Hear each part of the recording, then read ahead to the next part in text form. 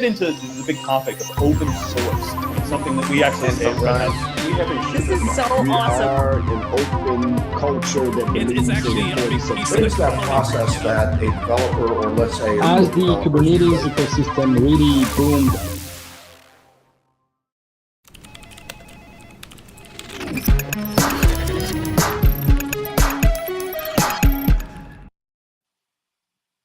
Hello and welcome to this week's Ask an OpenShift Admin Office Hours live stream. I am co-host Andrew Sullivan, joined as always by the other co-host, Mr. Jonny Rickard. I say as always. I wasn't here last week. Yeah, man. How are you? How I'm are you, good. sir? I'm good. Yeah, we felt your absence last week. You know, like you have a way of like asking questions that I tried to emulate that, and yeah, I tried. I did my best. So You did amazing. I watched a few minutes of it. I was I'm sure you mentioned this before I joined and watched a few minutes, probably halfway through. But so last week we were just talking about this before we started. Like Monday, I woke up, I was basically fine. By Monday afternoon, I had this super obnoxious sinus thing going on. yeah, And Tuesday, when I woke up, I basically couldn't talk without having a coughing fit. And so I spent all day Tuesday trying to find the right cocktail of decongestants and antihistamines. Actually scheduled a doctor's appointment, and my partner, who's in the healthcare industry, she was like, "Yeah, you don't need to go. Like, they're not going to do anything for you. Like, this is clearly a viral thing. Like, what are you going to do? Lie to them, and they'll give you antibiotics that aren't going to do anything." it's So, not COVID, bro. Calm down. yeah, she shamed me into just dealing with it. And so yeah, Wednesday it was kind of the same, and then starting Thursday it just kind of slowly got better. So Mhm. now here we are a week later, and I'm probably 95%, and only occasionally do I devolve into a coughing fit, and c'est la vie. Nice. Well, I'm glad you're feeling better. I am glad. Thank you. Yeah, it was slightly serendipitous because I wasn't able to join the stream, and I said I joined about halfway through. Well, the serendipitous part was they were actually doing a session. The competitive folks are doing a session that it was fortunate I was able to join and answer a bunch of questions and stuff like that. So Nice. it all worked out in the end. And then I joined in, and I was just quietly listening in. You did a great job. The ACM team, they're so easy. They're amazing. Yeah, I was gonna say like it's like having like Ortwin or Adele on where they just like, all right, just go ahead, man. Yep. So, Dwayne, thank you. I'm glad I'm okay too. I so far have survived 40 something years, mostly unscathed. Knock on wood. We'll hopefully we can keep that trend up. Oh, and real quick, now that we've got a celebrity here, Mr. Dwayne. He is the lead of the Edge Special Interest Group in the OpenShift Commons, arena. So, congratulations, Dwayne. Yeah, it's awesome. Yeah. Glad to see that you're getting out there and getting stuff done. Yeah. Edge is a big deal for us these days. Yeah. Edge, AI, they're two kind of core pillars for a lot of the stuff that we got going forward. I've spent most of the last, let's see, what is this, Wednesday? So the last 3 working days in sessions, meetings around Red Hat 1 and our upcoming content for there. So I've been very hyper aware of all the AI and Edge stuff that's going on. So anyways, yeah, it's good to be back. Good to see you.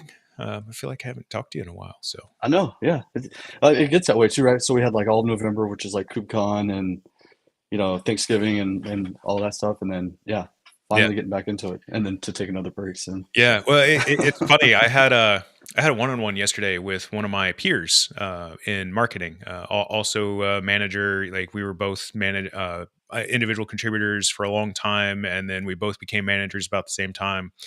And we were chatting, and she's like, "When did it become December?" I'm like, "Isn't it only like June?" Like, I feel you. I don't know what's happened. I was talking to my team yesterday. We had a team meeting yesterday morning, and I told them, I'm like, I hate to say this, but it's going to be kind of a rush to get through February because we've got, for any Red Hatters who are watching, right, Red Hat 1, which is our internal, sales kickoff tech exchange conference. So there's 4 weeks of that in January, February. And then I think we've got a couple of weeks, and then there's IBM Tech, and then we've got a month and a half, and there's Red Hat Summit, and then suddenly it's June again.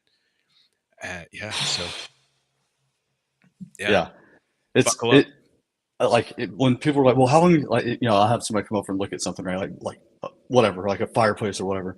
They're like, well, how long you been having problems? I'm like, dude, I'm the wrong person to ask. My sense of time is so freaking like diluted. Like I have no idea. Like everything's been like a week or two, like, but it's been like Yep. months. Yep. Yeah, I realized that this morning. So my garbage disposal broke, and so I keep. This was Saturday. I keep forgetting to send the text message that says, "Hey, the disposal is broke. Do you want me to just go ahead and replace it?" Here it is Wednesday. So I Yeah. currently have a reminder in my phone for after 3 minutes. You guys coming for IBM Tech Exchange? I don't know yet. So IBM Tech, which is in February or March, I think it's in March. I don't know that from my team's perspective, we have set who will be attending. I say that so we have. I think we know who will be attending like as attendees, but we haven't determined who will be attending as speakers. So we'll have to find out about that. I suspect it won't be until probably January that we'll have the content identified, and once we have the content identified, we'll assign speakers and all that other stuff. Oh, in January? No, I know I won't be going. I'm not sending anyone from my team. Barcelona. I haven't been to Barcelona in a few years. So the last time I went to an IBM Tech Exchange was 2019 when it was in Vienna. I'm sorry, 2020 when it was in Vienna. And that was the last place I traveled before COVID shut the world down. So Nice. yeah, Vienna in January is chilly, shall we say. Oh yeah, I'm sure it's cold. Yeah. So R208, I see your question here about troubleshooting the garbage collector. I guess my first question would be, have you done any changes, any modifications to the garbage collection that happens? So it could be a number of different things that are happening. By default, garbage collection, if we're talking about on nodes, it's the thing that goes through and, among other things, cleans up like unused container images. So I've seen errors, I've seen issues with this for any number of different reasons, ranging from literally all of the container images are in use and it cannot free any of them to free up space, and therefore it's angry because it really wants to free up space, to just things like I wouldn't say permissions issues, but rather there was one random one where it was basically a permissions issue. Like somebody had debugged into the system in order to fiddle with something, and it caused garbage collection a bunch of heartache. So if you have any log messages, if you have anything that helps provide some more context, that would be useful. I don't remember which namespace that runs in, but you should be able to check the pods there, or I'm sorry, the cron job logs there, and be able to find that. Mm-hmm. Let's see. So we kind of rambled here for not quite 10 minutes, Johnny. Top of mind topics, and I don't know what we covered last week and what we didn't. So I'm heavily depending on you for today. Yep. So just a reminder with 4.14, we're starting the deprecation process of deployment configs. So deployment configs will still be in OpenShift, but it would be a lot like templates where you can still use them. You're more than welcome, but they're pretty much going to be in maintenance mode. So ideally, you'll want to start migrating to deployments, and that's really the preferred path for your application deployments, is to actually use the Kubernetes deployment. And then there's a very nice blog on disconnected OpenShift, and I'm going to paste the link. I was reading through it last night and this morning, and they cover a lot of ground. So what they're doing is they're doing a disconnected install with the agent installer, and so basically collecting all the information, bundling it up in an ISO, and then deploying. So I think that this might be a pretty good stream topic one day. Just go through this blog and just, all right, let's go step by step and just kind of knock it out, since we've already got it documented basically. Yeah, it's funny. You and I, we periodically revisit these things, and one of the first streams you did was the disconnected deep dive, but that was 2 years ago. Feels like it, yeah. We've talked before about doing basically revisiting disconnected, and instead of doing it within our normal 1 to 2 hour stream, finding a day where we can spend 6 or 8 hours and really going through all of the different processes and procedures and stuff like that. I admit at this point it's been so long since I did disconnected that I don't know how much help I can be anymore. I know. The advantages or disadvantages, depending on your perspective of being a manager. We've also at one point we had talked about doing an installer marathon. Of taking again like 8 hours, and let's see how many different ways and different platforms we can install OpenShift on. I think the problem with that, and it's funny, I'm going to try and show a slide today that looks at, it was hidden in the original What's New in OpenShift 4.14 presentation. Hmm. It shows all of the different platforms and all of the different methods that you can install OpenShift on. And it's just ridiculous. Yeah. And I'm showing my age, I just crossed 5 years here at Red Hat back in August. So when OpenShift 4.1 shipped, the first GA version of OpenShift 4, there was like 3 platforms. And I know, it's crazy, dude. so, here we are at 4.14 and, never. And there's some exciting news on that as well with the platform external, which is interesting. So we'll talk more about that here once we get into today's topic. So, so I've got one topic here. I think it got carried over unless you talked about it last week, which is the how to skip validation. So what I will do, that won't work. Plug this in here. I'd say I'm going to share this window, but it's going to be difficult with me. And let's do this. I should have thought ahead on this, but hindsight is always 20/20, right? Every time. Let's see.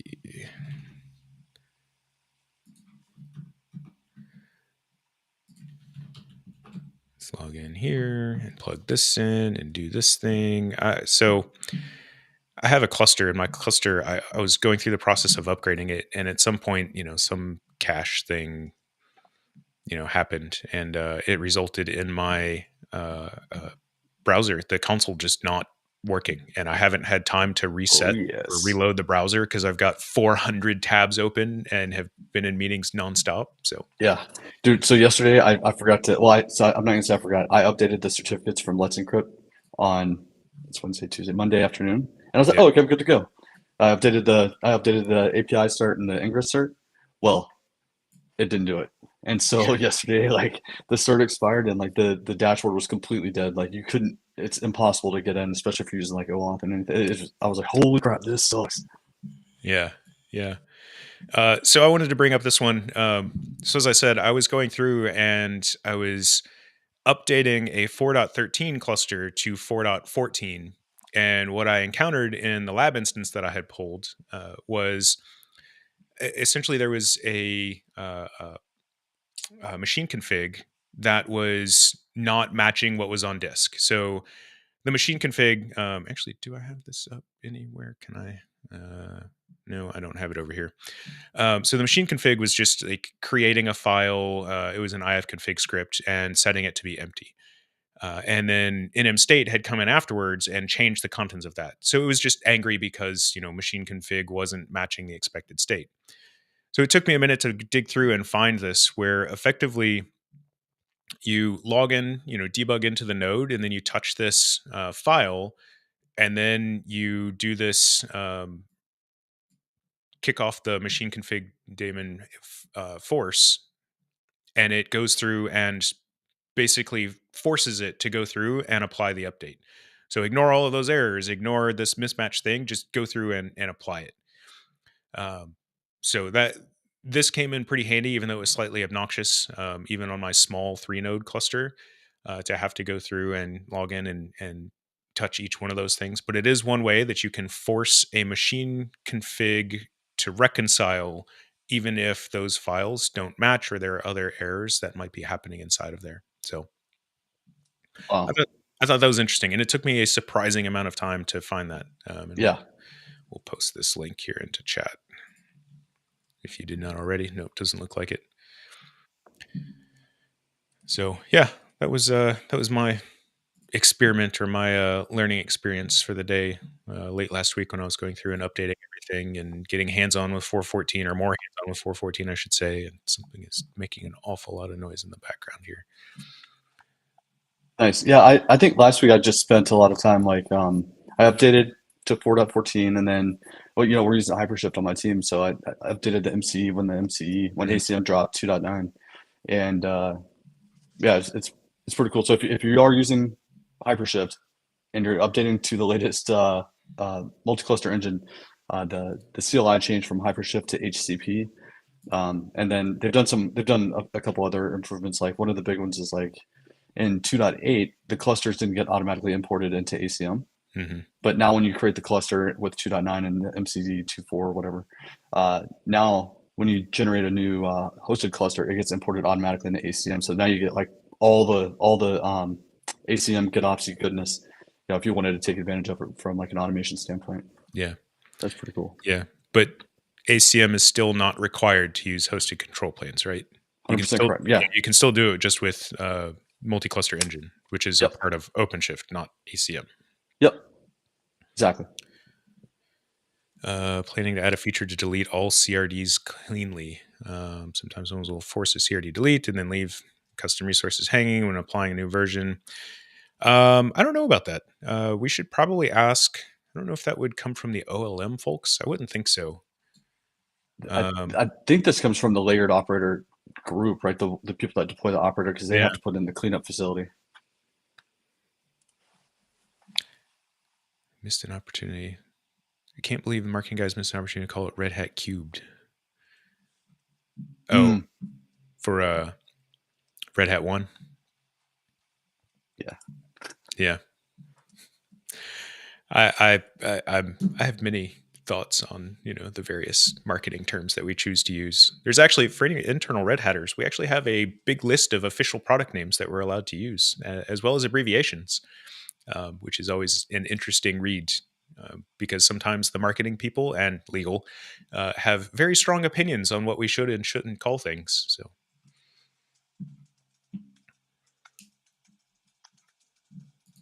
okay, thank you, Gerald, for pointing that out for OLM in 4.14, asking about deleting resources.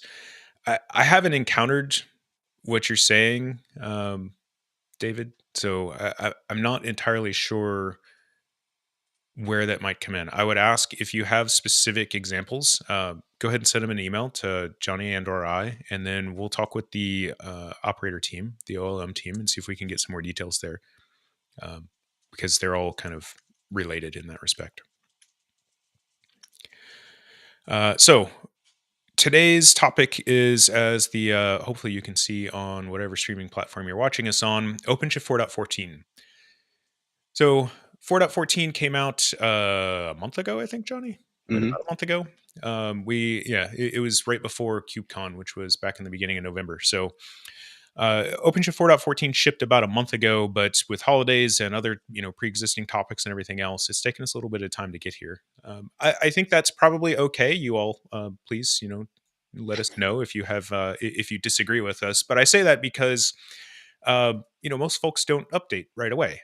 So it takes, if you're using the stable upgrade channels, it takes typically between 45 and 60 days, I think up to 90 days sometimes, for the promotions, for upgrade promotions to happen.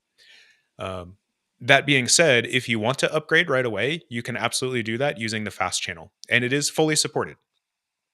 Right. The difference between fast and stable is simply the amount of time and data that has been collected against all of the different installs, upgrades, everything that's happened. And when the team that's responsible for those feels confident that the vast majority of cases are going to succeed. That's not really fair. I think they always think that the vast majority of cases are going to succeed, but they have confidence that 99.99%, or I'm sure they don't put it that way, but they watch that very closely. So there's a ton of stuff that goes into making sure that when it is in the stable upgrade channel, it is truly a reliable and stable and predictable upgrade path. But that doesn't mean that fast isn't going to be a good experience and that it isn't fully supported if you do fast. Let's see. And David, thank you. We appreciate the kind words. And don't ever hesitate to ask questions, reach out, anything like that. I can take no credit, by the way. I blame Jonny. Johnny's the one. He's far more technical these days than I am. Don't be shy, David. But yeah, thank you. So OpenShift 4.14, it is generally available. You can deploy new clusters today using 4.14 right out of the box. You can upgrade using the fast channel, but it'll still be a little bit of time before it reaches the stable upgrade channel. And then for connected clusters, not everybody has connected clusters, but we can see some telemetry around that, and we know it takes some time for folks to migrate. I'll also remind folks that 4.14 being an even numbered release means that it's an EUS. So that means it'll have 24 months of support. It also means that you can do an accelerated update from 4.12 to 4.14 if you're using the EUS channel. So just a reminder there. I got distracted by that. Just a reminder there that if you do that, the process is effectively to pause the machine config pools for the worker nodes, for the compute nodes, and then you update the control plane from 4.12 to 4.13 to 4.14 in the normal way. And then you unpause the compute node machine pools, and then they do a single reboot from 4.12 to 4.14. So the control plane still has to go through the process. We've talked about in previous episodes, there's API changes that happen in 4.13. There's other things that happen. So it's always a linear upgrade for the control plane. But compute nodes can jump. And that's a Kubernetes thing. You can do up to 2. The reason why it's limited to even numbers, you can only go like 12 to 14 or 10 to 12. It's a Kubernetes API thing. So they only guarantee compatibility for 2 versions backwards. So yeah. Nice. That being said, so yeah, we're going to spend some time talking about 4.14 stuff. I'm going to pull up the slides from the what's new when the PM team did it and kind of poke at a few things. Johnny's got a few things to poke at as well. But yeah, don't hesitate to ask any questions. This is, an office hours live stream. So Johnny and I are here to answer any and all questions that you may have, whether or not it's about 4.14. If you have roadmap questions, we'll do our best to answer those. We'll probably point you at the What's Next session that happened a few weeks ago as well. If you have other hard questions, stuff like that, ask them. Ask away. We'll do our best to answer those. If we can't answer them, you can always reach out to us via email. You see both of our email addresses there on the screen, Jonny, Jonny, at redhat.com, or Sully, Sully, at redhat.com. Feel free to reach out to us. We're also on the Kubernetes Slack. There's an OpenShift users channel there. So yeah. Let's see. Just looking at chat here. 4.14 supporting stretch clusters, recommended approach for DR. So we have never not supported stretched clusters in OpenShift 4.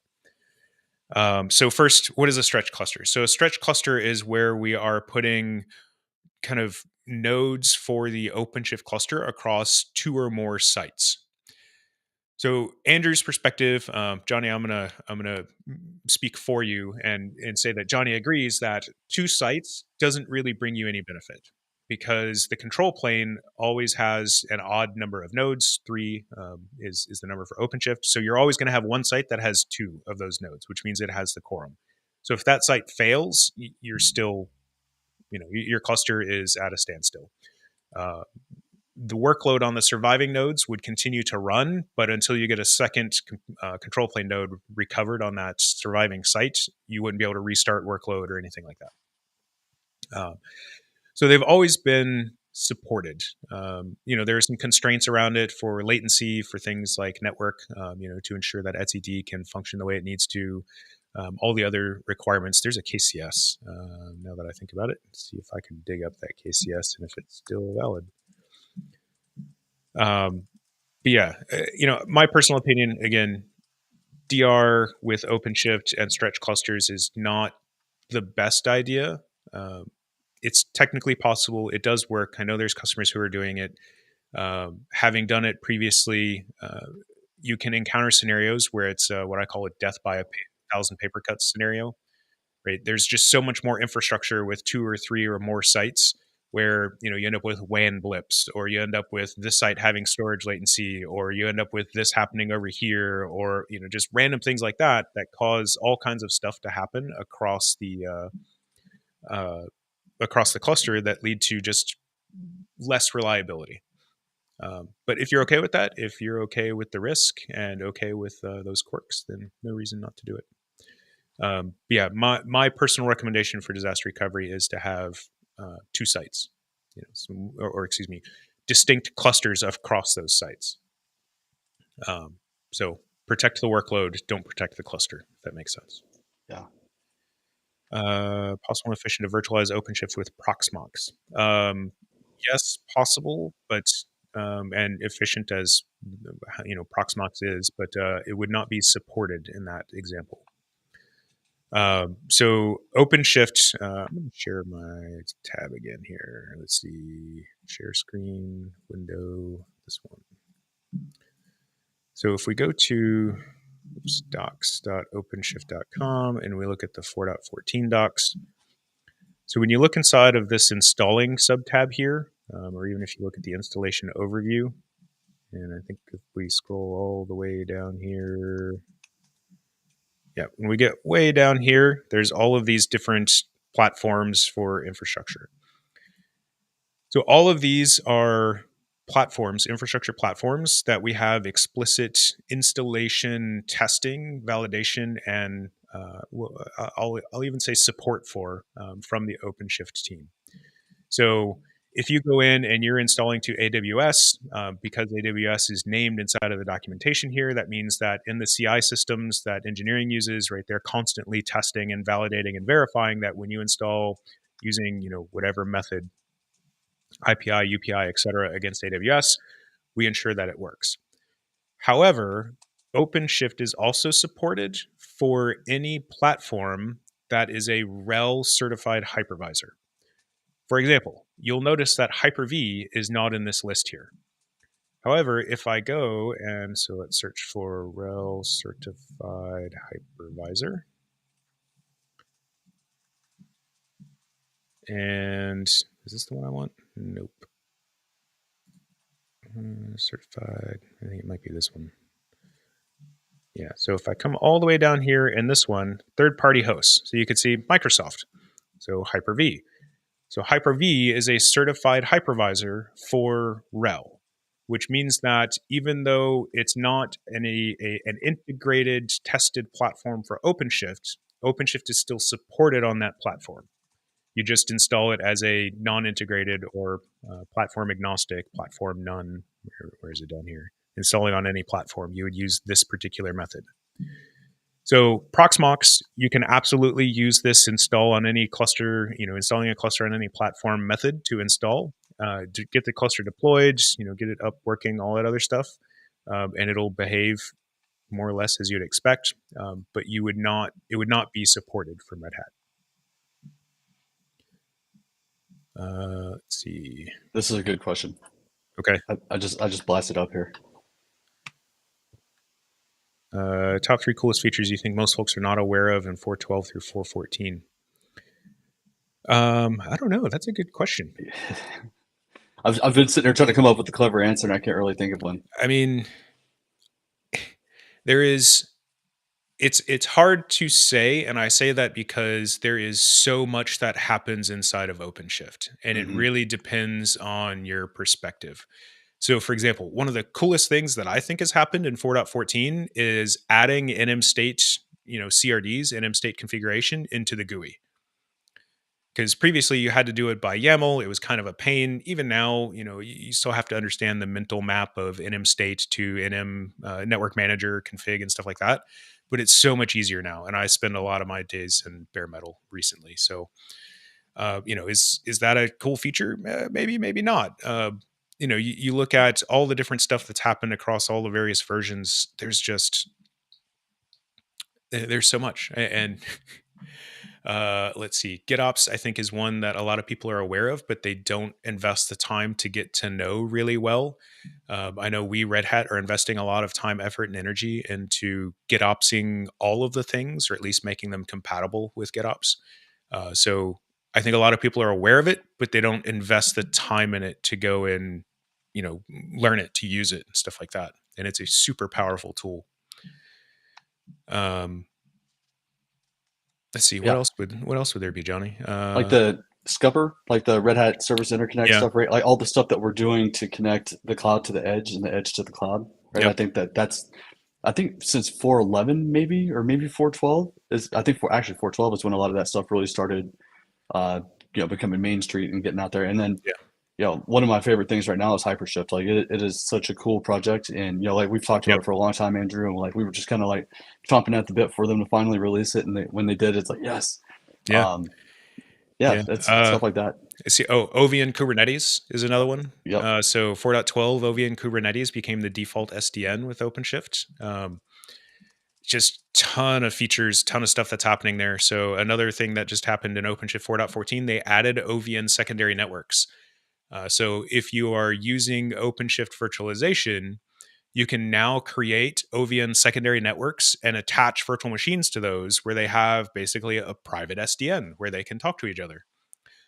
And just lots of other cool features like that. You don't have to use it only with OpenShift virtualization. You can use that for any pods if you so choose. But Gerald just called something out that I actually just came across this morning was with OC login. You can use -- web. oh yeah, I saw Yeah, that. that's pretty That's a good cool. one. Yeah. Yeah. So that's particularly useful if you don't want to provide a token or any other kind of credential thing on the CLI. So if you're on, your from your desktop, you do the -- web, and when it goes to log into the system, it pops open the browser and you Hmm. authenticate through the browser, and then it pulls that token into the CLI session, which is Yeah. really awesome. Yeah. If you've ever done anything like if you've ever authenticated to GitHub from CLI using Yeah, using the GH CLI or even like Azure, logging in Azure Cloud, they do something very similar. So yeah, I'm glad we did that. That's pretty cool. yeah. So I see Nageshwar here talking about regional DR approach is better compared to Metro and Stretch. So one thing I will point out is, so Andrew's opinion, we don't do ourselves any favors by associating data protection, so regional and Metro DR, with OpenShift DR. So and especially the OpenShift virtualization team is bad about this, and I say that being a part of the OpenShift virtualization team. We talk about oh yeah, use OpenShift DR or OpenShift Metro DR with virtual machines. Well, OpenShift doesn't have Metro DR or it doesn't have regional DR. ODF has Metro DR and regional DR, and it protects those workloads, protects the persistent storage for those workloads using Seph, because ODF is underpinned by Seph replication. And then it uses ACM integration to protect the rest of the metadata surrounding, those Kubernetes, OpenShift applications. So I do think it's important to point out that OpenShift DR, we often think of as protecting the cluster. If I lose this site, or lose this cluster, how do I recover the cluster? I think that's very different than workload protection and workload DR, which can be implemented a number of different ways, right? You use your storage solution, whether it's ODF or Portworx or NetApp or Dell EMC or Hitachi or Fujitsu, or whatever. You protect the persistent storage and you protect the other components of those applications, other components being secrets and config maps and container images and deployment definitions and yada, yada, yada, yada. Yes, I just yada yada all the details. You can't yada yada that. I knew you'd get it, Jonny. I knew you'd get it. They changed. I'm sorry. I'm just realizing that Restream changed chat. So now, even though I scroll up every time it posts a new chat message, it bounces back down, which is slightly irritating. So yeah, just be. I'm not saying that regional DR, Metro DR, one is better than the other. Stretch cluster, like they all have pros, cons. Whichever one works best for you is the one that works best for you, and I will not judge you. But I try to be very explicit when I talk about cluster DR and cluster recovery versus workload recovery, and even within workload recovery, there's a bunch of different ways that you can do that, so it can get confusing. Let's see, 3 in Dart. Sorry, that made me think of my youngest child. She's in 4th grade, and the teacher sent home a thing talking about, instead of 3rd grade or 4th grade, it's Ford for RD, because they just changed the 3 to a 4 without changing the thing. That made me think about that. Anyways. ADHD is bad today. Yeah. Certified Red Hat OpenShift wanted an official guide to prepare first. So I don't know if there is an official guide that isn't, it would just be linked from the learning.redhat.com site. And they'll have like a list of, here's all the things you're expected to know. Mm-hmm. Any guide would come from like attending the DO 280, DO 380 level courses, and which are kind of 180 and 280, which are the two prerequisite courses for the DO 288, or it's a DO 288 exam. It's 280. Yeah, I actually mistyped it and put 288, but it's 280. Yeah, EX 280 is the exam. Yeah. Sorry. Yeah. And I put the link to the exam objectives for the admin version. So yeah. Let's see. Ravish, migrating from OpenShift cluster hosted on Rev to OpenShift cluster. Oh, I'm wearing my Red Hat virtualization hoodie today. I realized that this morning. Somebody called me out for it. OpenShift cluster hosted on OpenShift virtualization using HyperShift. Awesome. That just GA'd with 4.14 as well. I'm interested to know how that goes for folks, because that's something that I think a lot of people in Red Hat are excited about. Any best practices are supporting Doc for the same.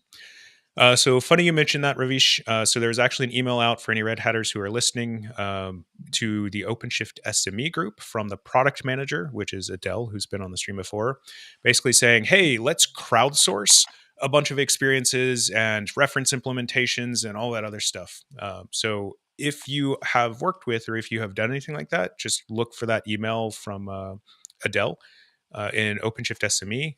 And for anybody who is curious, any Red Hatters, reach out to me or Jonny. We'll send you a link to that. So that being said, broadly speaking, I don't know that we have, and I say this, I believe that there is some guidance specifically for Rev to OpenShift virtualization migrations. I don't have that handy. So if you would please reach out to me, again, Sully, SULLY at redhat.com, like you see on the screen there. I will connect you with the right folks within the team for that information. It's usually kind of high level stuff. It may or may, like when you move to HyperShift with OpenShift virtualization for hosting your clusters, you gain some integration type pieces that may or may not have been there, depending on your deployment type with Red Hat virtualization. The way that you access things like storage might change. The way that you do certain management things changes with HyperShift. If you've seen any of our previous or hosted control planes, I'll eventually get better about using the actual I'm terrible. feature name. Yeah. So the way that you manage certain aspects of the cluster changes. So usually the big one that I point out to folks is the way authentication and authorization is done. It's managed from the HCP custom resource at the hosting cluster level instead of being done from within the hosted cluster. So super convenient if you're the administrator, the global administrator for all of your clusters, but different if you're, one of those, you're just one team that's using one cluster out of many, and you're used to having full control over your own fate. Is it worth for OpenShift admins to learn Seph storage? I don't know.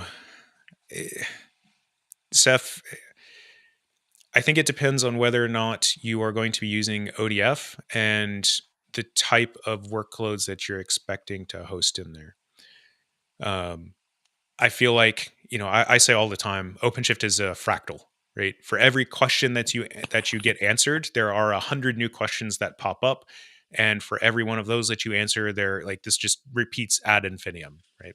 Same thing for Kubernetes. Same thing for CoreOS. You could say the same thing is true for any one of the storage solutions that's out there. So, is it worth it to learn Seph? Maybe to some degree it is, to learn enough to know, okay, in these scenarios, if I'm hosting this type of workload, right, multi-petabyte object stores, maybe here's some of the sharp edges that I'm going to encounter, stuff like that. Going in depth and learning a lot of the nitty gritty inside of there, maybe not, because, I'm sure at some point there's a level where you would move from internal, ODF to external ODF, or even a distinct Red Hat Seph, storage cluster. Mm-hmm. Yeah, I don't. Do you have any thoughts there, Jonny? You said my answer. It's like it depends, right? Like if you're using ODF, yeah, makes sense. But you don't. Even then, like you don't need to go and get into the bowels of it to understand it, right? Just the core components and like what. Yeah. Basically, like where are my pitfalls going to be? But yeah, for MetroDR, regional DR, like any storage provider that scales at that level and that supports multi-site like that, then I think that they would you would go and learn that, right? Especially if you bought Nutanix, right? There's no point in learning stuff, right? You'd go learn Nutanix. So Yeah, and this is something that I'm starting to see within OpenShift virtualization, right? Because OpenShift virtualization, historically, we've kind of, I'm going to use the term ostriched Hmm. ourselves about storage, right? So ostriches, right, infamously stick their heads in the sand and pretend like there's not danger. I don't think that's actually true, by the way. I think that was something made up in like 1970s cartoons. But anyways, I have no idea. Anyways, so with OpenShift virtualization, we say, oh, your disks need to have RWX for live migration, and beyond that, use a CSI provider that can do snapshots and cloning, and you're good to go. But of course, it's a lot more nuanced than that. Hmm. However, all of those nuances are vendor specific, and it's like, I'll pick on NetApp because NetApp is the storage provider that I'm most familiar with. If you're using the ONTAP NAS driver, you can get however many volumes, PVCs, as your ONTAP system supports for FlexVols, and that number changes based on the physical hardware that you're using for your ONTAP system. But if you're using the efficiency driver, now you can have an order of magnitude or two more volumes because it packs more PVCs into the same FlexVol at the ONTAP level. But now there's a bunch of trade-offs as to where features like deduplication and cloning and quotas and like all this other stuff get applied. So, I've had a lot of conversations with our experts, in OpenShift virtualization, and they say, oh, well, we want to give guidance to our customers. We want to help them understand how this is going to impact them and how it's going to do that. And my response is, like, I feel like I'm pretty storage savvy, but I don't know enough to talk about any of these things authoritatively. Like, we have to work closely with our storage teams. Hmm. So to some degree, like, yeah, it's helpful to understand basics. Like when I was a VMware admin, I knew enough networking to be dangerous. Like I know what VLANs are, I know how spanning tree works, I know how routing works, right? That type of stuff. But you want to get into like how, setting AS, numbers and how routes are propagated and why we do this and why we do that. Like that's way out of my realm. And, I rely on networking experts. I feel like we have to be the same way. Sorry, coughing fit. No, you're good. Like one thing with what you're saying too, Andrew, is like, like it's good to be big picture, right? You want to be able to see all the different pain points. Like, okay, if I'm having a problem here, where is that downstream for me or upstream for me? And then how do I talk? How do I talk intelligently to that person that needs to go and figure out like that next level, right? Yeah. Hey, I'm having a routing issue. Like, well, how do you know that? Like, so basic debugging, that type of stuff. But you don't need to go and like you said, I don't need to know the area numbers of the freaking route or whatever. Just go, here's my thing. Know enough to be able to talk each other's language and know how to ask the right questions, right? Yeah. And maybe that's the ultimate, answer to the Seph question from before. Let's see. Babooni, any upcoming events for Hypershift on vSphere? So in the What's Next session, which is the roadmap session, those slides put the hosted control plane provider for vSphere in the second half of 2024. So I will point out that, and we've talked about this on the stream before, although it's been a while. So the way that the OpenShift teams do planning is they do it effectively 2 releases ahead. So remember, OpenShift releases approximately every 4 months. So that's kind of right on the barrier of things that we have actually planned into the product. So there's a chance that that's just we think it'll make it here, but we're not sure because we haven't actually planned that far ahead. So just keep that in mind. It's not in the product until it's in the product.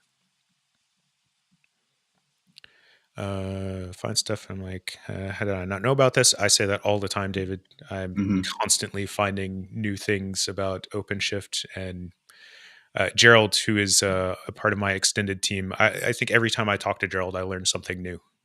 So yeah.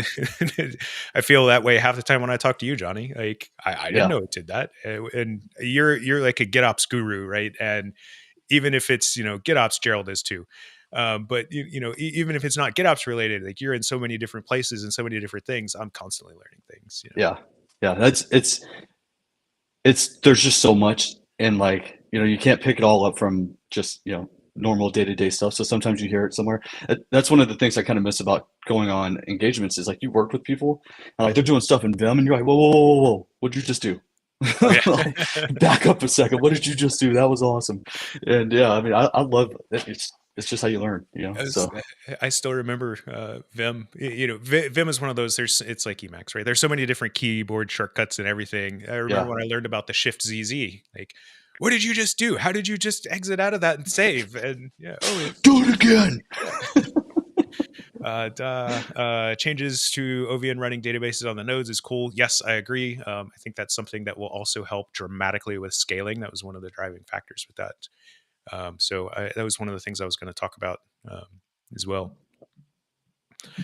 SSO user, big fan of OC login -- web. Yep. Let's see, web login. Yep. Easier way to enable FIPS. Sadly, no DC 901. It's still just it can only be enabled at install time, and once it's enabled, you cannot disable it. So, for better or for worse, and I don't know if that's a like a requirement of how and like the how to enforce or how the whole FIPS thing works, the FIPS paradigm works, that you can't kind of turn it on and off on demand. I don't know why that is. Yeah, I mean on RHEL, I'm pretty sure you can turn it off once you've turned it on. Like I think you just enable. That's me guessing though. Like, cause I've never had to turn it off after I've turned it on. Yeah. RHOPE 9 hypershift on hardware with virtualization like IPI, or is it on the roadmap? It's better than IPI. So literally, once you have that hosting cluster stood up, and you install, MCE multi-cluster engine and have all the CRDs that are available, you basically create, I think it's 2 CRs now. So one is for the control plane, so the HCP, and another is for the node pool. So you say, go deploy me a new control plane, and it goes and it stands up that control plane workload, which is just pods inside of the hosting clusters. And then it creates a node pool for that, or you create a node pool for that control plane that deploys the compute nodes. And those compute nodes can be virtual machines with OpenShift virtualization, or they can be bare metal servers. And it just kind of points them at each other, and it goes forth and does things. Like, you don't have to worry about bootstrapping anymore. You don't have to worry about like all of the cluster operators, bouncing around control plane nodes and how stuff comes up and down and all this other stuff. It's really cool. If you want, I can show you how to do it from it's in AWS, but it's still hosted control plane. And now, so you don't even have to create the resource. Oh, I don't know about for bare metal though. Like, but now you just run the hypershift CLI, and it does everything for you. Yeah. I haven't used the CLI. I should probably get on board with that. Yeah, I think in like the early version, you had the manifest, and you could go through and define everything. They got rid of that, and they're basically sticking directly to either going through the UI or using the CLI. Okay.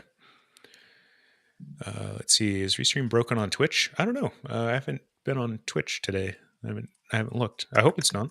But I know we're getting all of the chat from all the various places, so at least the aggregation into our platform seems to be working.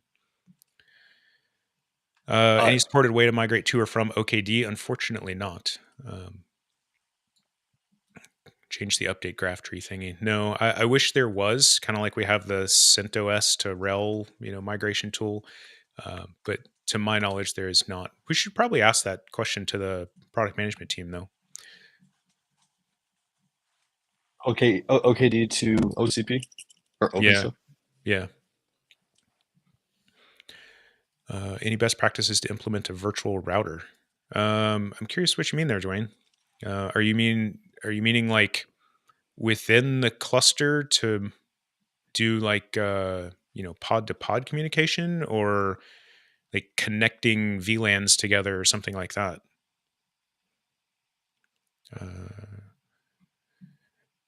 Learn how to manage an OpenShift cluster. What is the cheapest option in order to do that?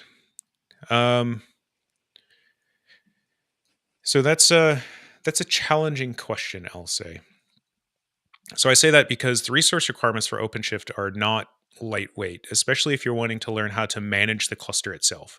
Right? If you're just wanting to learn how to deploy things, how applications work and all that other stuff, you can use the developer sandbox instances. And I think those stay up for a month at a time before they reset and stuff like that. So you can go in and say, let me see how I deploy my application and scale my application and manage these objects and do that type of stuff. But when you're talking about managing the cluster itself, it means that you need to have, nodes in the cluster that you can go and do things with. So If you have a Red Hat account team, you can reach out to them and basically ask, hey, can I have access to some resources, that I can get hands-on with? Typically, at least in my anecdotal experience, it's, oh yeah, well, here's a Red Hat demo platform, instance, we'll leave it running for 24 or 48 hours. So that way you can experiment with it. If you have resources of your own, whether it's a home lab, whether it's, a spare server at your place of employment, whatever that happens to be, you can register for a free developer account. So developers.redhat.com, register for an account. And that will give you access to OpenShift entitlements. So they are self-supported, all that other stuff. They are for single user, non-production use cases only. But you can go in and deploy clusters using that. You don't have to do anything to entitle them. It'll say trial.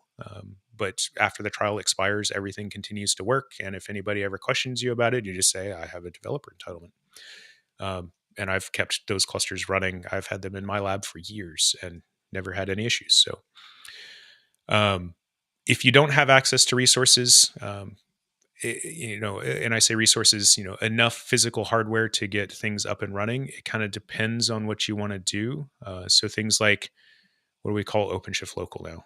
Is it still OpenShift Local? I think it's still OpenShift Local. Yeah. Yes. So I'm trying. Well, it used to be called code ready containers. Naming conventions are hard. So things like OpenShift Local, you can spin it up using a virtual machine on your local, like your laptop or your desktop. CPU and memory requirements are modest, I'll say. I think it's 4 CPUs and 16 gigs of RAM or something like that. That gives you a single node, virtual machine instance, which may or may not be useful depending on what aspects you're trying to learn, stuff like that. So single node OpenShift, yeah, single node OpenShift you can use. It just depends on the experience you're going for. The management, if you're looking to learn, how do I manage a full size OpenShift cluster, single node OpenShift isn't going to give you a whole lot there. Managing machine config pools or managing machine sets and stuff like that, aren't really going to be there. Scrolling back up. Yep. So we had one, just more of a statement from Steven. OKD to OCP could be, it could help developer adoption. It would also be nice for home labs. The first thing that comes to mind when I hear about the migration is it's not a one-for-one, right? But like you could use like the migration toolkit to get your apps and VMs over to another cluster, but it's not like the in-place upgrade or change from OKD to OCP. So yeah. Let's see. Twitch looks like it's working. Thank you for checking that, Jonny. Yeah. So yes, RHOPE 9 hosted control plane, if it can use a cluster autoscaler. Yes, it's all managed from the hosting cluster. It basically, the two of them talk to each other and it triggers the hosting cluster to scale up the node pool. So all of that works exactly as you would expect. Yeah, I was looking for the actual switch in the HyperShift VM because it will do it. Yeah. Any SDN, so WAN, Dwayne, I think that's back to your comment about a virtual router. I would think that in theory you could deploy something like, FRR, one of the virtual routing things, as a pod inside of there. Think telcos, right? Telcos have containerized network functions that do this type of stuff, all the time. So I'm sure it's possible. I don't know of any of those off the top of my head.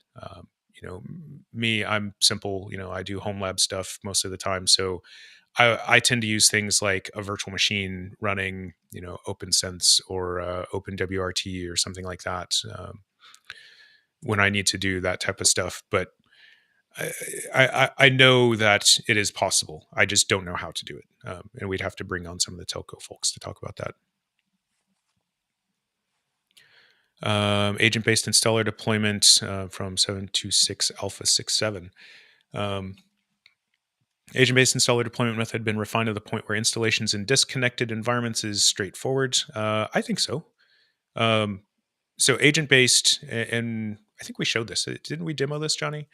Yeah. So agent-based, the goal is I have a single ISO that I go and kind of pre-provide all of the information that I need or my nodes need in order to stand up a cluster. So long as you have the mirror registry that has all of the images and you plug in the right data, it generates the ISO, you boot the nodes, and in theory, everything just works. And agent-based was actually, so far as I remember, that whole installation concept was created specifically for getting cluster 0 up and running in disconnected environments. Because it was, always a bit of a hassle to have, prerequisites and all this other stuff. So it's mirror the images, from either the connected or disconnected side, create your installation ISO, turn on the servers, boot the ISO, and, 30-ish minutes later, you've got an up and running cluster that you can then deploy ACM and start using infrastructure environments and all that other stuff. So if you have other experiences, if there's, problems, issues, reach out to us. I don't mind at all to chat with that team. We've actually had that team on before. So when we talked about assisted installer, that is the same team, Rom Freeman and Company. So I also posted that blog or reposted the link to Yeah. that blog that went through the disconnected steps for agent installer. Thank you. Yep. Yeah, single node OpenShift is officially supported. That is correct. Yeah, there is, so Srinivas, no rollback to previous versions. So yes, that is correct. Still, I don't know if we will, in theory, if you encounter issues with, I believe it's ZStream releases, if you open a support ticket and get on the phone with them, they can help you roll back those. But because of the API changes and lots of other things that happen and minor updates, so think 4.13 to 4.14, I don't know that we will, officially support rollbacks in that respect, but I'm curious to find out. What does the process for node redeployment look like in event of a failure? And I'm assuming that's specific to compact cluster. So if it's a compact cluster, 3 nodes, effectively you do it the same way that you would do a failed control plane node. So this control plane backup and restore. So you do the replacing an unhealthy etcd member process. So if the node hasn't already been fully failed, you fail it, you remove it from the cluster, and then you add, follow this process for modifying etcd to remove that now failed node, and then you create a new node, or however you add a new node, and make sure that it has both the control plane as well as the worker labels, and then in theory, basically the etcd operator will automatically reapply those things. There is some work happening. I think it's tech preview right now, or dev preview for automatic etcd backups happening. And then I want to say in 4.15, they're also working on a dev preview for automatic etcd recovery to make this process even more simple. So basically you join the new cluster member and the operator just does it. And I think so. I'm interested to get that team back on the stream when the time comes. Let's see. I think we've caught up on chat. Did we miss anything? If we missed anything, just let us know. We love answering questions like this. This is why we're here. This is why it's an ask, an office hours stream. Yeah, this was good. Let's see. Do I have? I was looking for the what's new slides because I was going to use those as kind of talking points, but I don't think I have them in. Too many windows, too many tabs, too many different logins and stuff like that. So Here, I'll share it to you really quick. I got it. I'll just look at it this way. Let's see. So, Jonny, while I collect my thoughts, I should say, are there any of the things from 4.14 that you want to poke at or highlight? I think the big one was just the there's a few big ones, I think, but like there's the secret store CSI driver, and what this is it's a tech preview feature that is it's going to basically put something in place that allows you to talk back to like another vault service, like a Amazon Key Vault or Amazon Key Store, Azure Vault, that type of thing, HashiCorp Vault. And then what it does is it generates a secret as a volume, and you would mount it in the pod, and when the pod gets destroyed, then the secret gets destroyed, and your data's gone. And the genesis for this is because like Red Hat doesn't have a great story around secrets management. Like we never really have, and this is kind of like our attempt at it. Now, like if you've used anything like external secrets operator or anything like that before, like this my personal beef with the secrets the secret store drivers. I wish we would take a really hard look at ESO and maybe do something about that, because ESO allows you to do templating, and it's a fantastic project. And so like when you're talking about backend compatibility, Azure, AWS, HashiCorp Vault, insert thing here, ESO is a great interface between that Vault service and then your Kubernetes cluster. But with that said, with that gripe out of the way, the secure secret store driver it's a good start. I think that like once we get some more providers in, I'll probably be a little bit less, hasty about it. But I'm glad to see that it's there. I'm glad to see that we've got at least something, as far as a secret store is concerned. I'd like to do a demo on it, but I'm not ready for it, because I don't have a key vault or anything like that set up. Yeah. Here, I found the slide for it. Yeah. Yeah, this is an interesting one because, to your point, so secrets within Kubernetes, not just OpenShift, but Kubernetes, they're not secure, right? The data that's inside of them is just base64 encoded. So, of course, folks want a way to securely store and protect the data that's within those secrets, because, it's API keys, it's passwords, it's, all kinds of other things that your applications need. So I know, this is 4.14. I remember back to at least 4.6, we've been talking about ways that we can provide that, ways to securely provide those things. Historically, the recommendation has always been to use a partner solution, use something like HashiCorp Vault or something like that. So I'm curious, and I've been watching this, Gerald, I don't know if you're on. I know the GitOps community has always had a lot of interest in this because, with GitOps, you don't want to put things like, secrets into your Git repo. This is bad. So, how do we securely distribute those things and make them available? Automatic etcd defragmentation is available starting in which version? I want to say it was like 4.8 or 4.9. It started a while ago. So, and it, if I remember correctly, it happens when the node reboots, or at least it did initially. I want to say it was 4.10 or 4.11 was where it started happening on demand, as opposed to just when the node reboots. Custom domain operators in managed OpenShift like Rosa. I'm not sure what that means. You mean I deploy my own operator in a namespace. I think that's what he's saying, or what they're saying. Okay. Yeah, I'm not sure about that one. I would have to ask the Rosa folks.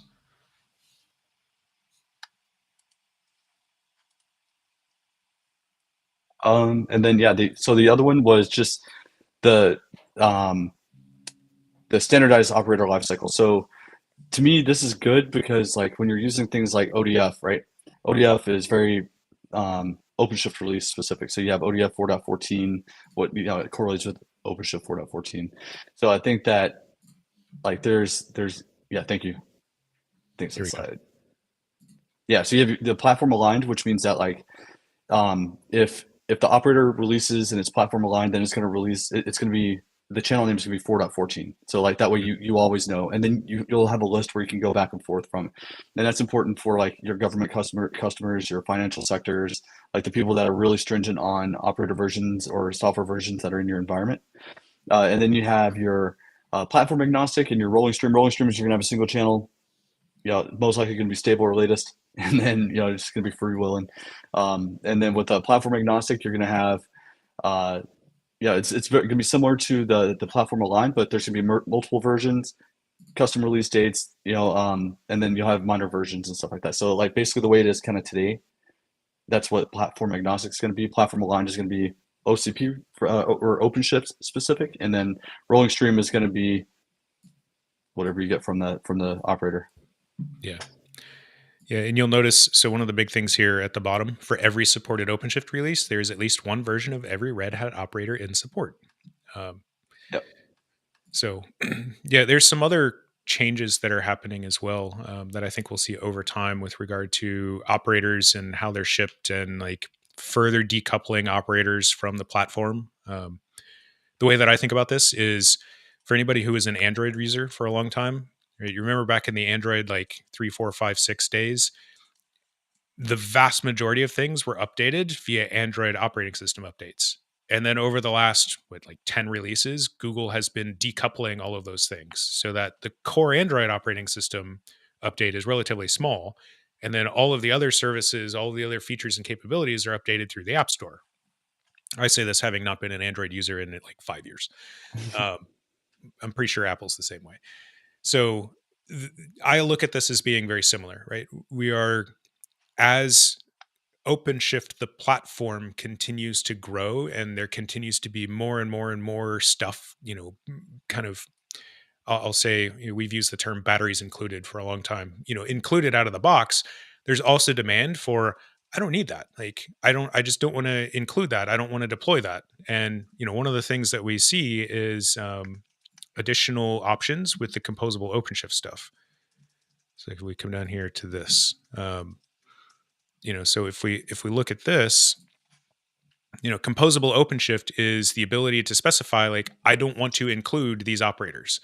So I don't want to include the console operator. This cluster is getting deployed out to an edge site. Nobody is ever going to log into the console, right? Don't even bother deploying it. Save those resources. I don't even want to have to worry about pulling update images for it. So we are seeing, at least from my perspective, more and more of those features become decoupled from the core platform, which I think is a good thing. It makes things a lot easier. It also allows us to do, updates on demand instead of having to wait for, an OpenShift release for that to happen.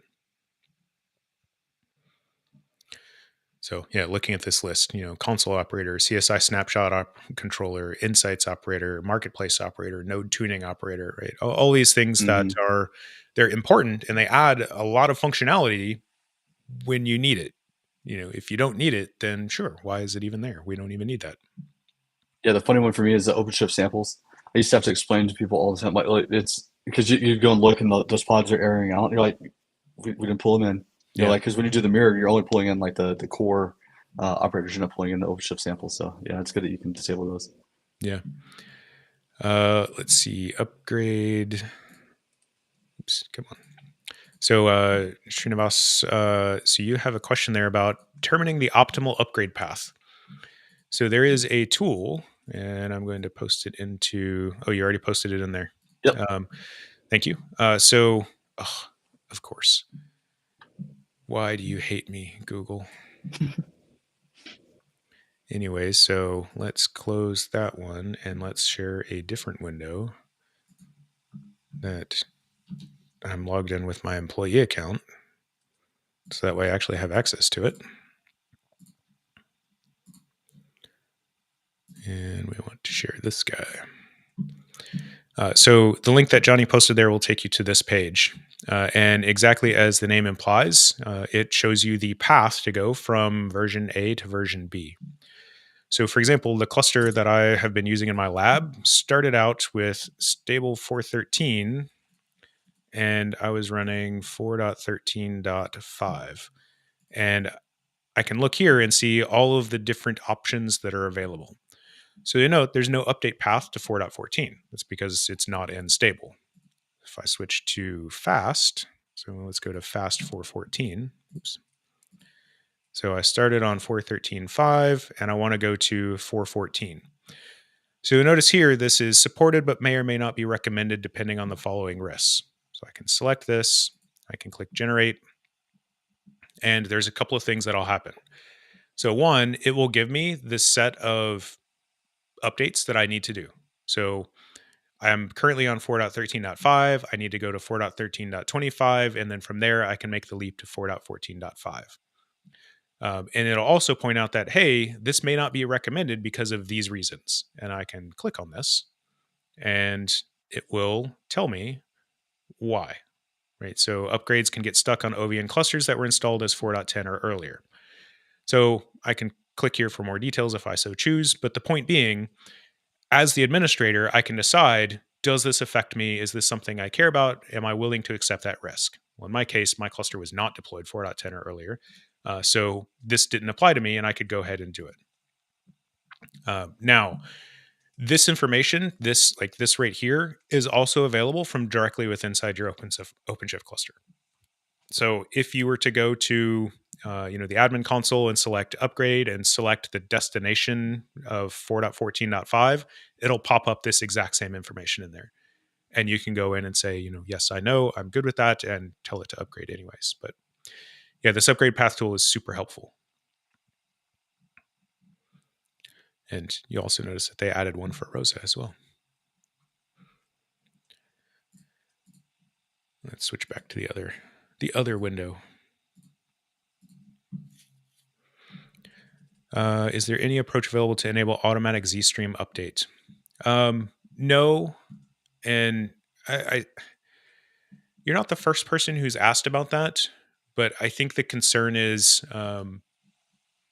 even though ZStreams don't make any API changes or anything like that, the concern is, what if something breaks? What if this triggers at 2:00 in the morning and it results in an outage, and then you're angry with us because it automatically updated and you didn't want it to do that type of thing. I think you could, so that's from an official product, like tick the box automatic upgrades type of thing. That being said, updates to the platform are done just like anything else in the cluster. So you could create a simple script or a cron job or something like that looks to see if there's an upgrade available, and basically apply the patch the YAML object that represents the current version, and it'll trigger the upgrade process. So you can automate it if you so choose, but from the product standpoint, there's no checkbox or anything like that. At least not that I'm aware of. Jonny, I'm sure you have some ideas around how you could automate that. Yeah, I mean, I just really just check the version that's out there and run the upgrade. It'd be either some curl or something like that to go out and figure out what the version is. Did you just say Perl? No, I would never say Perl. I say curl. Curl, okay. Yeah. No, I would never say Perl. Let's see. There was one in here that I wanted to show that I thought was really cool. No. All right. Where is it? This is what happens when I don't write down slide numbers. Installer. Here we go. So this is the slide that I wanted to talk about earlier. So this slide shows all of the different platforms and all of the different installation experiences that are available with 4.14. And you see that it's just amazing, right? So like local zone, AWS local zones, outposts, see Alibaba's in tech preview, just all kinds of stuff that's available through here. You'll note that the only two that have, kind of across the board support are bare metal and vSphere, right? vSphere is supported across everywhere except for hosted control planes, which again, as we mentioned before, is 12 plus months out. So, it's always impressive to me to see just how much work and how much effort the teams have put into expanding the available platforms that are available.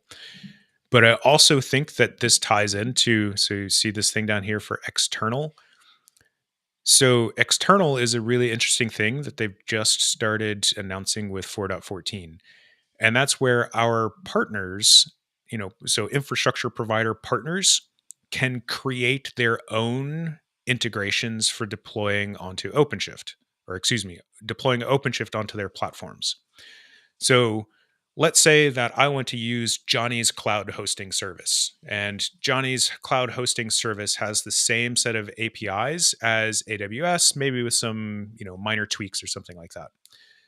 So Jonny can go in and basically, so I'll say fork the AWS cloud provider and make whatever tweaks and adjustment he needs, and then he can ship that and make it available to his customers.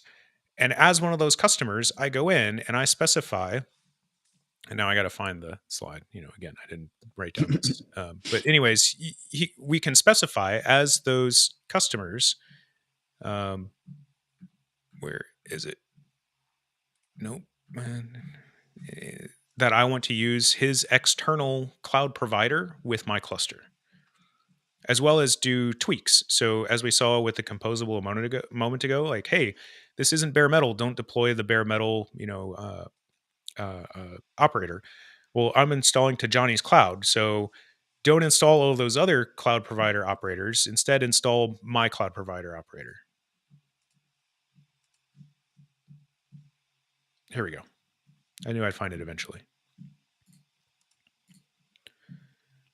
So that is the value of these external platforms, or platform external, as you can see here, platform external, platform name in the example there.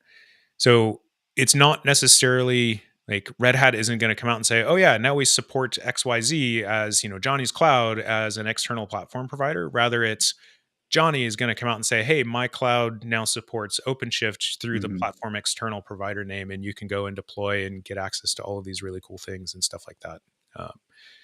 So I'm sure we will probably, like we do with other things, keep track of those in some way. Like there's a list of certified CNIs. So I'm sure we'll keep track of that in some way. But to me, this is really cool, and it enables a lot of CCSPs and other folks, who are, they want to be able to host and deploy OpenShift for their customers on the platform that they have.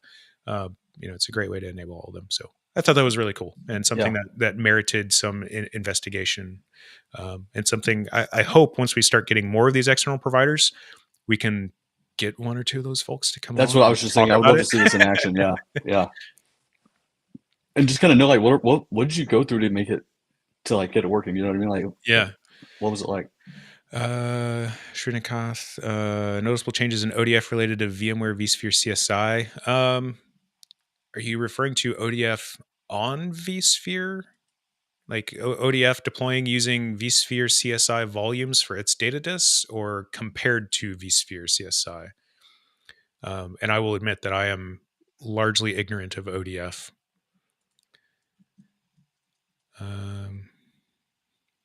Let's see, David, you've only got one of your two posted there, so I'll wait till you finish. Izzy got a solution that adds a bunch of controllers into the cube control plane, clusters capsizing pretty frequently in internal dev test clusters. How can we ensure that our solution isn't causing cluster stability issues? That's a good question. My typical, or my cop-out answer is monitoring. Monitor the cluster resources. I know that short to medium term, usually it's the API servers that encounter issues. So as you add things, and GitOps is bad about this, right? GitOps sets up a bunch of watches and it's constantly querying the APIs and stuff like that. And it adds a lot of, basically, I'm not going to say overhead, but it adds a lot of work to the API servers. And if you don't scale the resources for the control plane appropriately, it can cause, a ripple of issues. Longer term, I know that there is some work happening upstream in Kubernetes around the API server and how to dramatically reduce the amount of resources that those types of things consume. Jonny, who was it that was on the stream that was talking about that? Was that that was the etcd people that were talking about where GitOps uses the watch. Yeah. Yeah. So if you go back, I want to say it was 115 or 116 when we had the etcd team on, they were talking about that and how not only does it impact etcd and the resources it uses, but also the API servers and how that's going to improve that scenario quite a bit. So off the top of my head, not knowing anything else, and we can take a note to see, reach out to those respective SME teams to see if there's any suggestions, but, monitoring and sort of preemptively or proactively taking action to appropriately size, particularly the API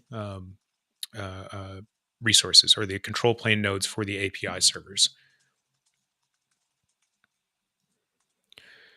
Let's see. I don't know if we do have let me see if I can find a URL for that.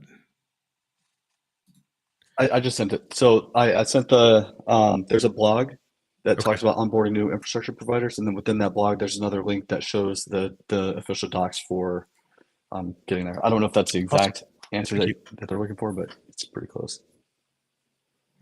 Yeah, and another thing too, like with OpenShift 4.14, they put in a new dashboard for the compute stuff. So you can actually go in, if you go under observe and then dashboards, and then click on dashboard, and then there's compute cluster or something like that, or node cluster right there.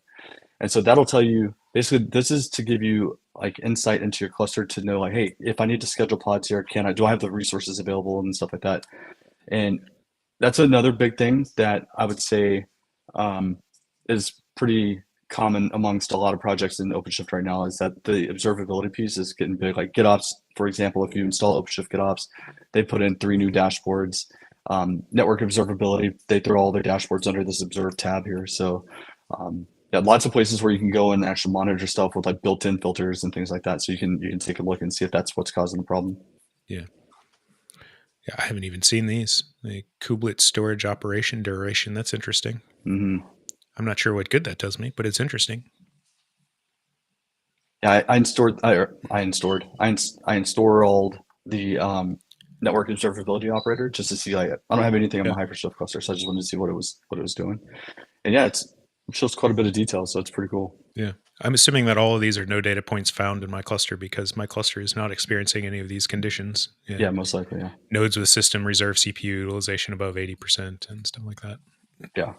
And these are out of the box, right? So like as soon as you upgrade to 4.14, this node cluster dashboard, that's there out of the box. So hopefully that helps you take advantage, or hopefully that helps you figure it out. Yeah. Oops. Let's see. Node exporter mix in. Yeah.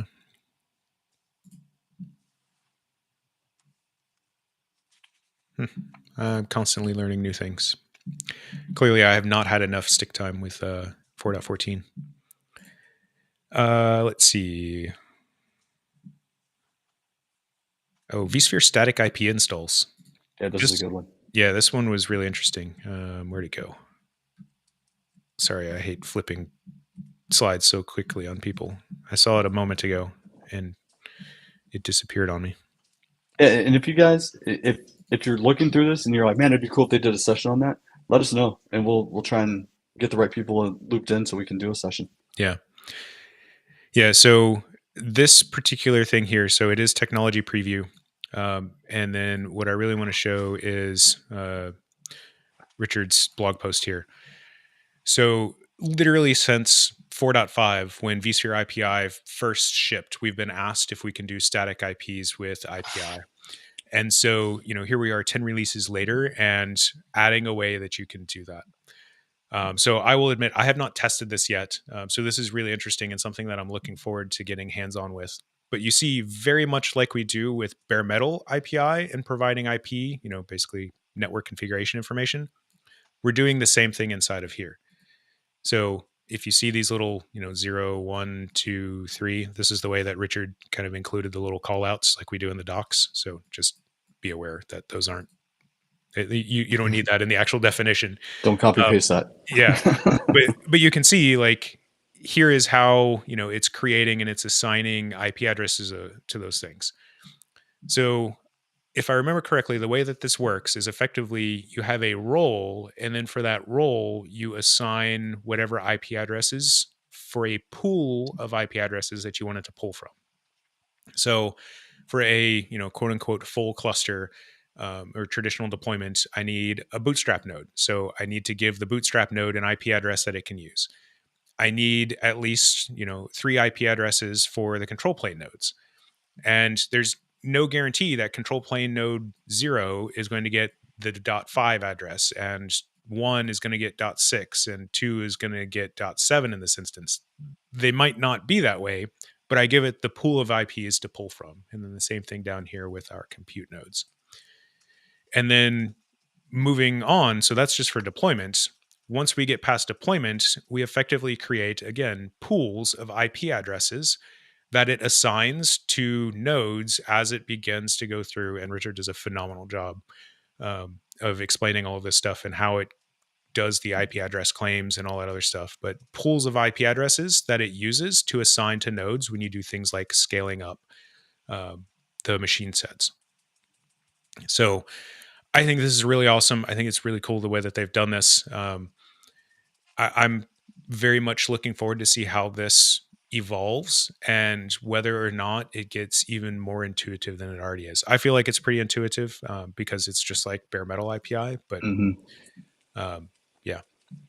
And the cool thing, the nerd thing about that is that you can template that out, right? You can make that either like a Helm template or an Ansible Jinja template, and then you can define, those three components or whatever many components, right? And then just loop over that through a playbook, and that'll generate your install config.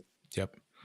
So yeah, this is one that I think there's a lot of interest in. There's a lot of people who are looking forward to that, and I'm, DHCP is almost religion at this point, for folks on whether or not it is or isn't allowed in the data center and what it means and all that other stuff. Let's just take that out of the equation. Whether or not you like or approve or disapprove of DHCP in the data center, now it doesn't matter, or in the future it won't matter. So super, super excited to see that one come about. And with that, while we're on the topic of vSphere, I'm going to jump up to this one. I did write the slide down. I got smarter as I was going along. vSphere CSI. So we've been talking about this on and off for a long time, right? So in-tree storage provisioning, storage drivers have been out for a while, right? So everything is moving towards CSI.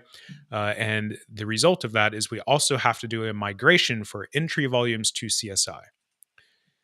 So the problem with vSphere specifically is there are, and you can see here, bugs in certain versions that make migration not safe.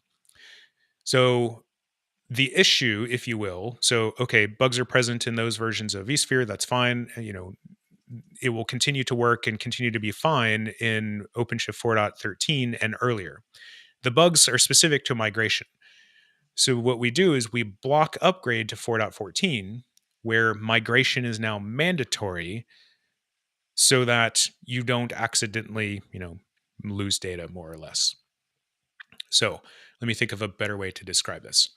So in OpenShift 4.8 or 4.9 was when we first shipped the vSphere CSI driver as GA.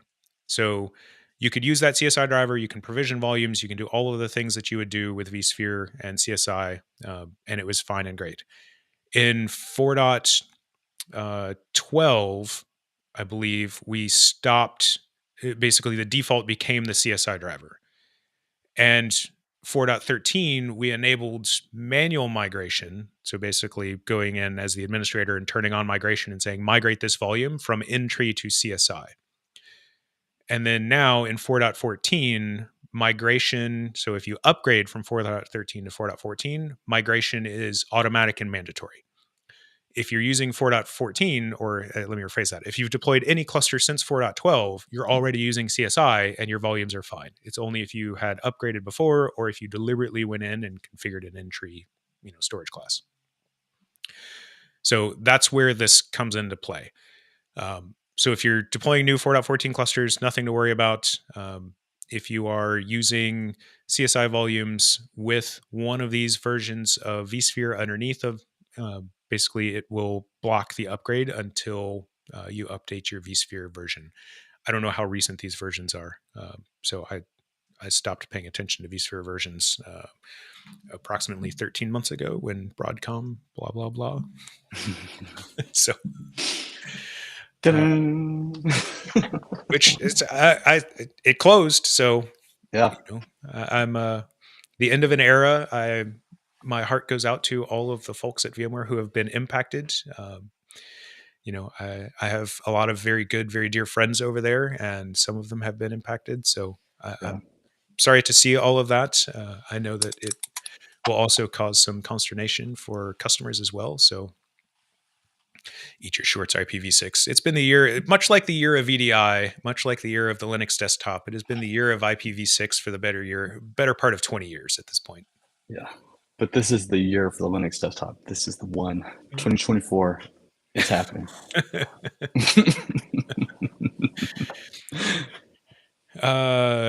Vasco CCM, is that Cloud Credential Manager? Cloud Controller Manager, I think. I don't know.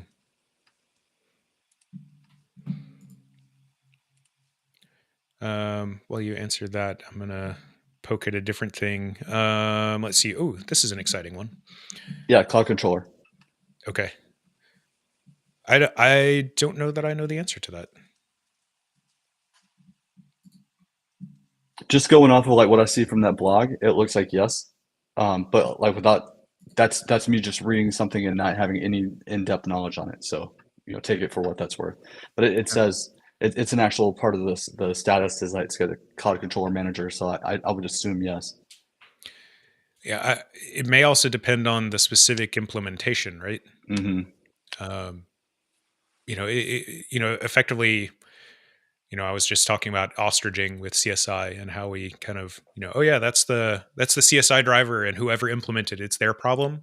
I suspect that it might be the same with these external cloud providers and which specific model they choose or not, as the case may be. So I brought up this slide to highlight the right-hand side, Cluster API. So it may or may not be well known that Cluster API and Machine API started out the same. And then it's been probably 6 years ago now, back when Red Hat was really earnestly pursuing and developing a lot of the stuff that was happening with OpenShift 4 that became machine sets and all that other stuff. We forked Cloud API to create Machine API. Now, there was a lot of both technical and I would say probably 90% technical and 10% political reasons for doing that. But it is what it is.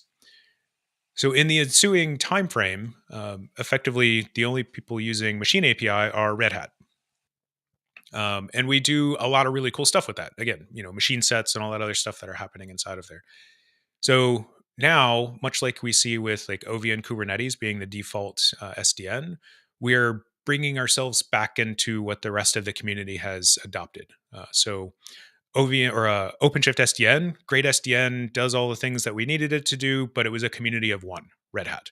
So OVN Kubernetes has a much broader community, right? There's hundreds of companies that are contributing to OVN. There's other products within Red Hat's portfolio that use OVN, not the least of which is OpenStack, the artist formerly known as Red Hat Virtualization. So the community was much larger. Without wanting to turn it into a competition, it feels like Cluster API is seeing much more broad adoption, and so we're slowly migrating over there. And you may or may not know this, Jonny. I know you know this, but hosted control planes uses Cluster API. Right? Mm-hmm. Node pools and all that uses Cluster API. So I point this out and bring this up only to point out that if you are a familiar with Cluster API, VMware was one of the major contributors to Cluster API, along with what is the company that they acquired that became Tanzu? Why can I not remember the name of them? I have no idea. Anyways, and you can see there, OpenShift 4.15 plus, we're going to start migrating from Machine API into Cluster API. And there's some details here on the screen about what that means and how do we update OpenShift as well as OpenShift functionality to use Cluster API instead of Machine API. So there's a non-trivial amount of engineering work that goes into that. But I'm excited about it. I think it's going to be really cool. That's gonna be awesome. I actually watched a session at KubeCon on Cluster API, and they were scaling clusters up in I don't even know, like just thousands and thousands and thousands of clusters. It was pretty impressive. Yeah. Let's see where to go next. Let's see. I thought this one was really cool. CoreOS layering on cluster builds. So this one, as you can see in the corner there, dev preview. So CoreOS layering is the way that we enable you to customize CoreOS for your environment. So the stereotypical or maybe cliche at this point example is I'm deploying OpenShift on the Jonny's hardware. Instead of Dell EMC, I'm using Jonny brand. Shady firmware and all. So Jonny's hardware needs a custom driver for the network adapter or the fiber channel adapter or whatever it happens to be, and it's not a part of the default CoreOS Linux kernel. So we use CoreOS layering, And with CoreOS layering, effectively you define using a basically a Docker file config. One of these is already the documentation. Here we go.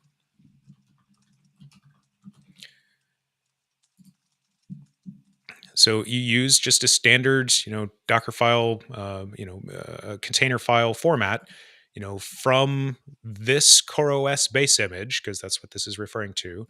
Run these commands, rpm-oss tree, and add these packages to it. Add these drivers, update this package. I was recently talking with someone, they were experiencing, they were unsure why they were experiencing performance issues with their 100 gigabit network adapters. And I guess the only tool that they had available on CoreOS to test performance was DD. DD is not a network performance test. So my suggestion was, well, use CoreOS layering, install iperf, and or use a container image of iperf, and test at only network at the lowest layer that you possibly can to determine, is this actually a networking issue or is this something else that's happening inside of there. So you can modify that underlying container image. Historically, the problem with this was that if you did this, it was now your problem. Mm-hmm.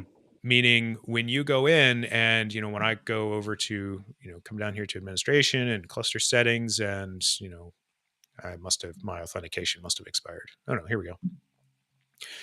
When I wanted to update my cluster, really, we're not going to, no, there is no newer version. So here, we'll go with candidate 4.15, see if anything shows up. There we go. So when I wanted to come in here and select like this, it wouldn't update the underlying CoreOS. So I would have to go in and I would have to rebuild my CoreOS image and update the machine config and do all of the things inside of there to update the underlying CoreOS instead of it updating alongside of my updates here. So what this change does is basically you add, where'd my slide go? Basically you define that CoreOS layered image build. So this to the cluster, you say, hey cluster, here's how I want you to build our CoreOS. And every time it does an update, it goes through and it rebuilds that and it automatically applies it for you. So it makes it dramatically more straightforward and easy to keep up with your CoreOS updates as your OpenShift cluster is also updated at the same time.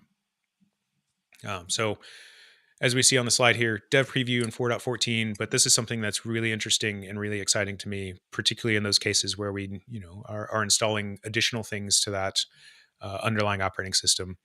As we see more and more bare metal OpenShift deployments, literally OpenShift on physical servers, I think that this is going to be an interesting one, an important one. We saw this. I'm an old school VMware administrator, right? So we saw this all the time of, remember, what did they call it?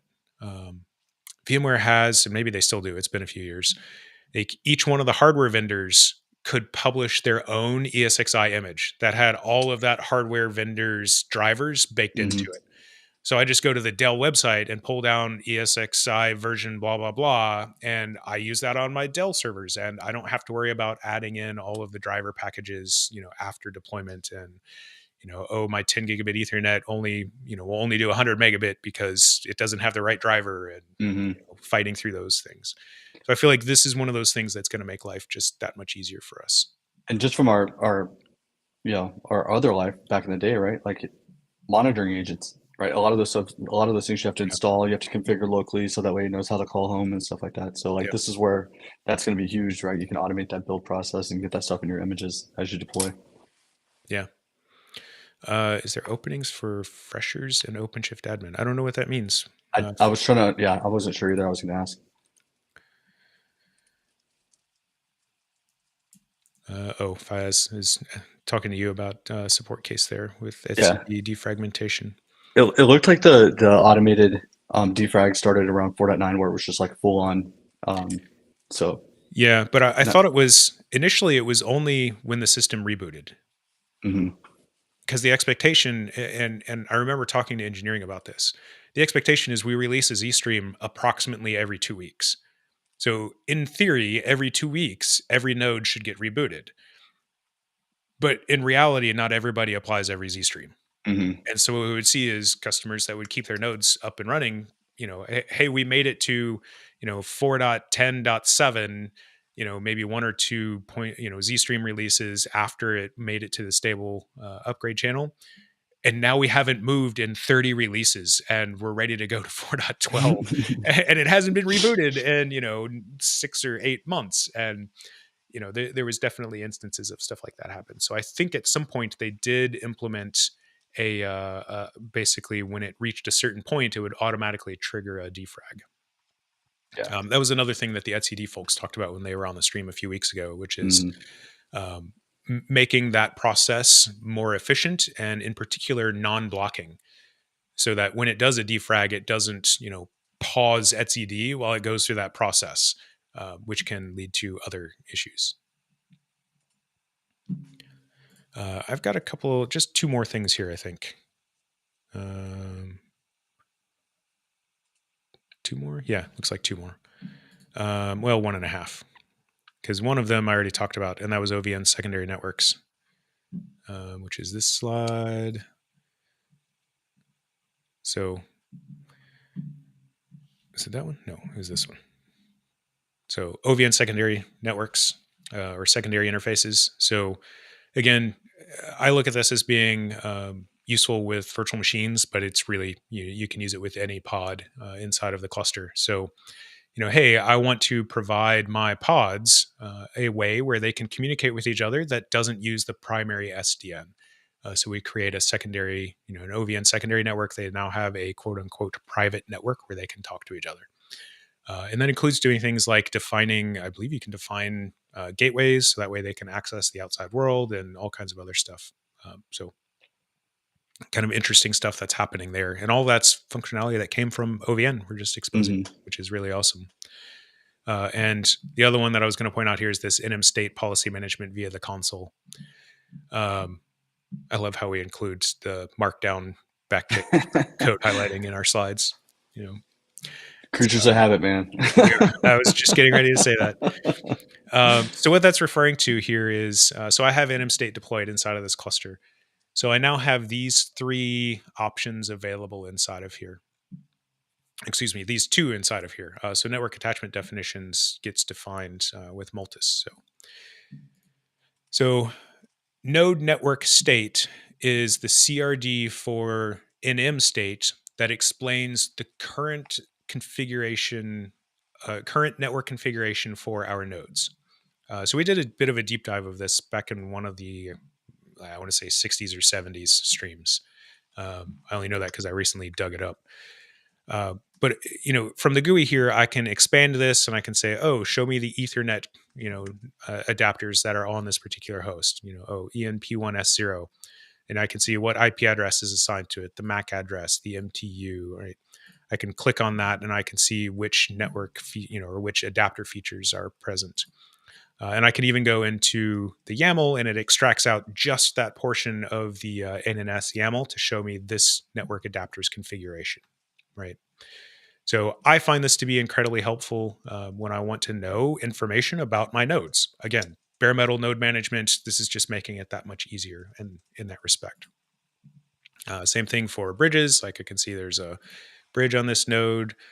I can see which ports are connected to it. If I switch over here, here's what all of that stuff looks like. So here's our ports. Cool. Yep. And I also think, so my opinion, this also makes it a lot easier for us to help map that, NM or a network manager configuration over into NM state and the YAML stateful based, what that looks like.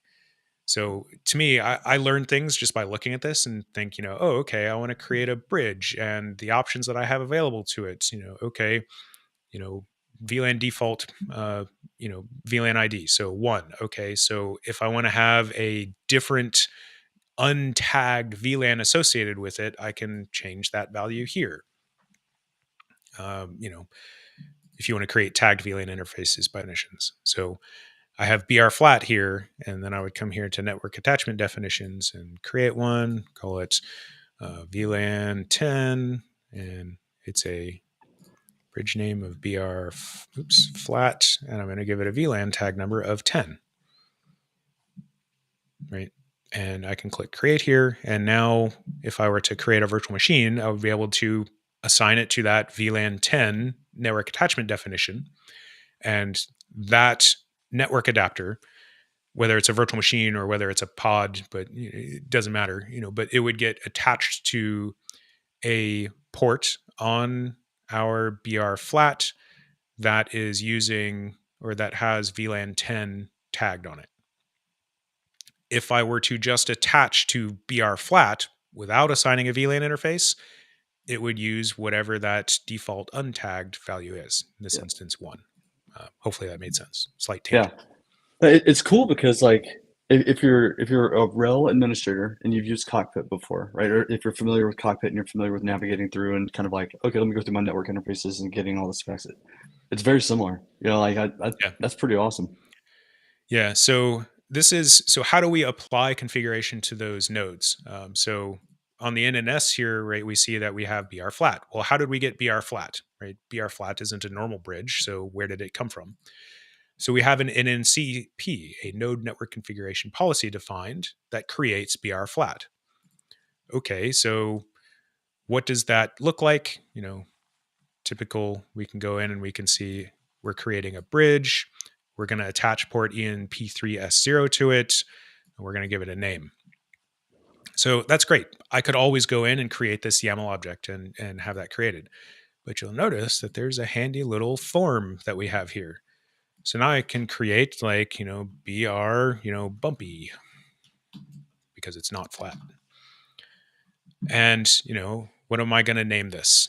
We'll go with BR6 because I'm super creative today. It's a bridge. I don't want to assign an IP to it.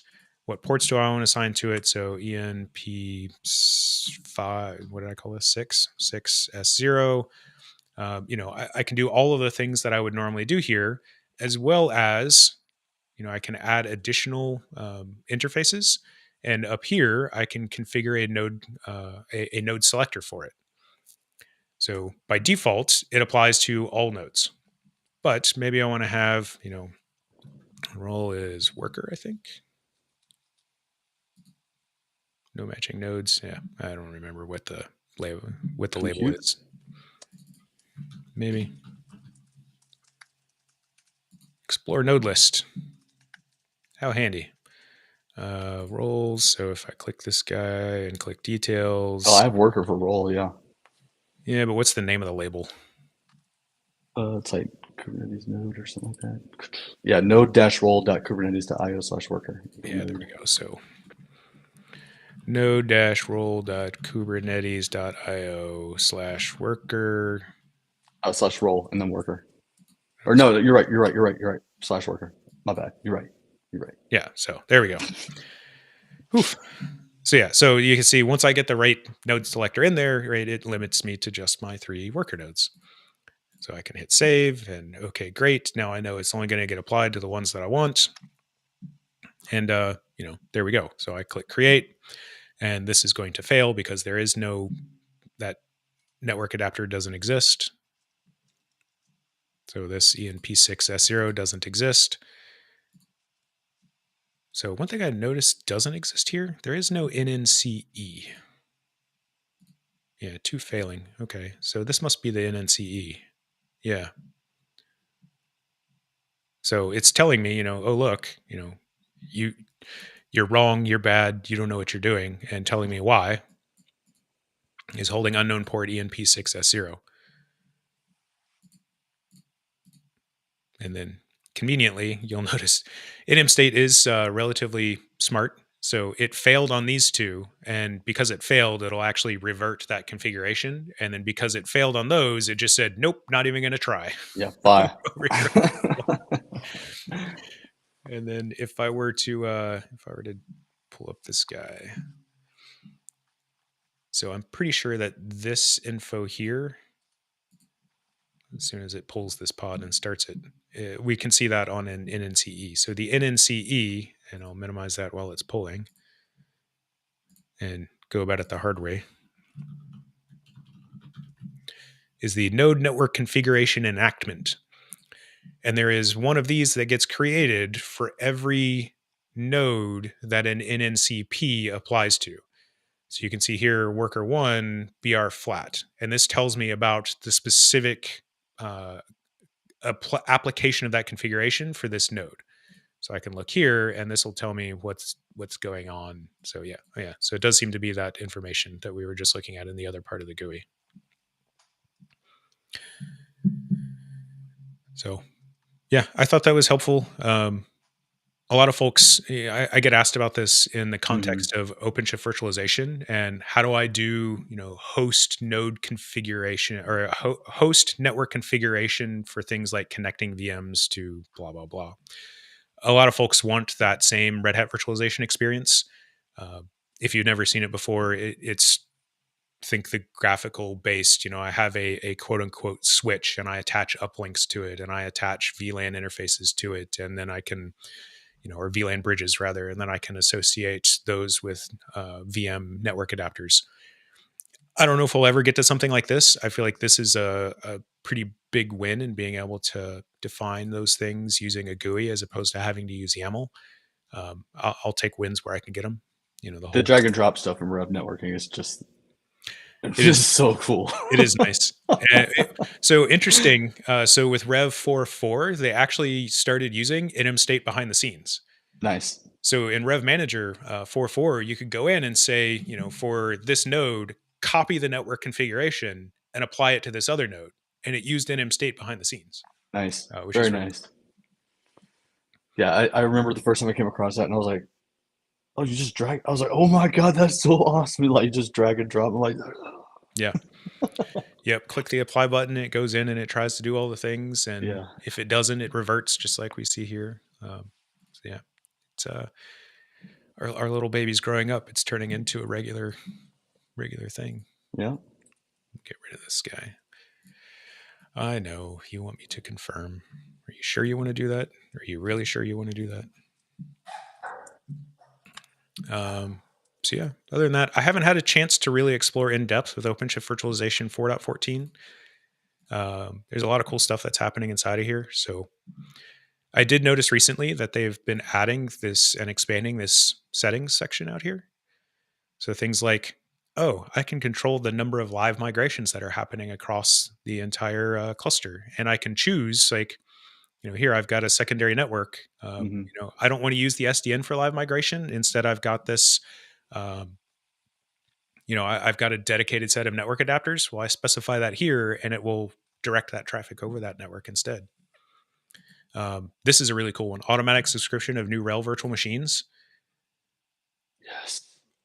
Oh yeah, plug in your information here, and whenever you deploy, so long as it has cloud init inside of it, or cloud init in the template. So if you pull the default RHEL cloud image from the customer portal, it'll automatically entitle it for you, which is super awesome. If you don't want to use this feature, you can still use Virtu and the docs for that. It's part of the RHEL subscription docs explain exactly how to configure everything for you. This just takes all of that and puts it into 2 GUI options. Super awesome.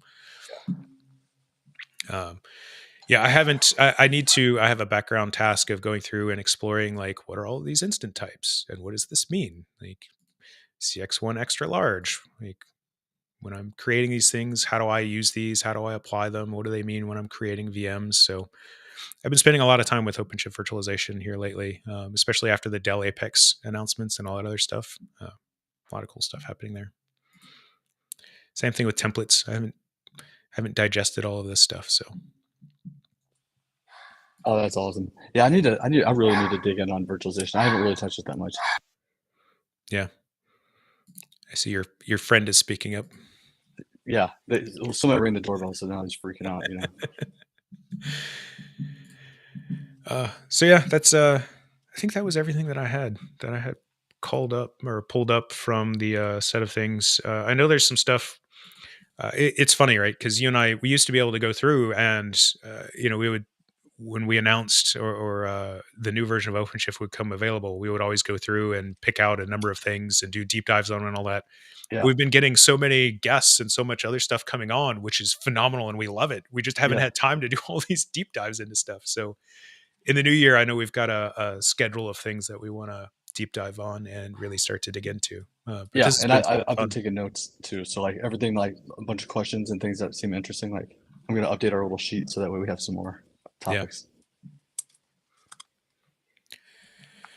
All right. Well, I think I'm about out of words. I only had one coughing fit today, so that's an improvement. Yeah, you're living, or not dead yet, anyways. That's right. So thank you everyone who joined us today. Really appreciate all the chat. Y'all have been phenomenal. If you are not watching us live, have not watched us live, or if you have watched us live and something comes to mind, don't hesitate to reach out. Jonny and I both love to get emails from y'all, so don't hesitate to reach out. You can, again, see both our emails there, JONNY or SULLY, Jonny or Sully at redhat.com. Love to hear from y'all.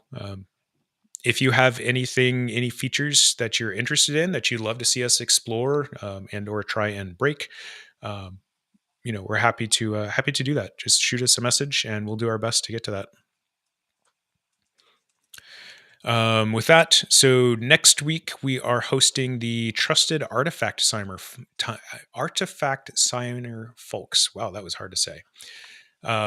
So this is one that I'm still learning more about. I think it's going to be interesting from a software provenance, software attestation type of thing. So something that's clearly very important these days. How do I know where this came from, and how do I know that I trust where it came from? So be sure to join us for that next week, December 13th. That will also be our last stream of the year. I don't know if we've decided if we're going to stream the first week of January. So technically we all come back to work. I think December or January 2nd or 3rd. Yeah. But I don't know if we'll stream that day or not. We'll have to call that one by ear, I think. But for sure, the second week of January, we'll be back on live. So